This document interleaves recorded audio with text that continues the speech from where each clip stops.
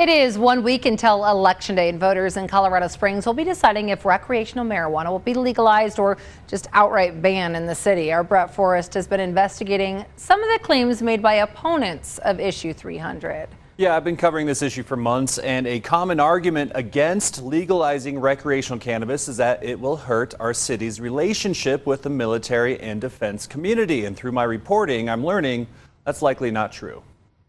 The presence of recreational marijuana stores could jeopardize this stability and our relationship with the military. City leaders have been arguing, in part, that recreational marijuana will harm the city's standing with the military and defense industries. We need people that support our national security community. Issue 300 on the Colorado Springs ballot would allow recreational marijuana to be sold in city limits, while Issue 2D would outright ban it. And text messages from the 300 opposition campaign quote other elected leaders, like Mayor Yemi Mobolade and El Paso County Commissioner Lanios Gonzalez. Recreational marijuana sales would harm our city's relationship with the military. But according to attorneys like Brett O'Brien of the national security law firm in Washington, D.C., that argument does not hold up. I don't see how the local policy will really have much of an impact at all. O'Brien focuses on security clearance appeals and works in military and federal administrative law. He points to jurisdictions around the country, including the Denver metro area, that already have recreational cannabis and did not experience an exodus of military bases, installations, or the defense industry.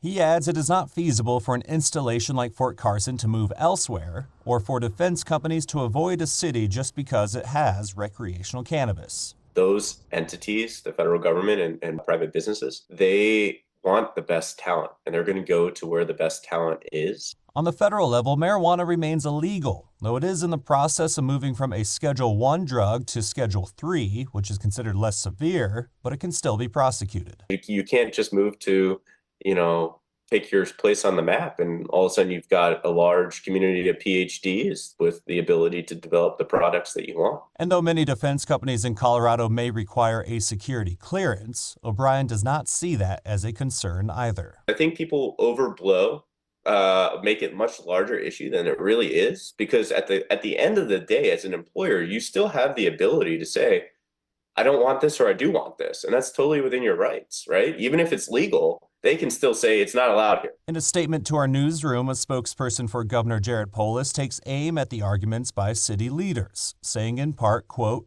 "These claims are not grounded in evidence. Colorado has led the way on cannabis legalization, and we are a model for the rest of the country."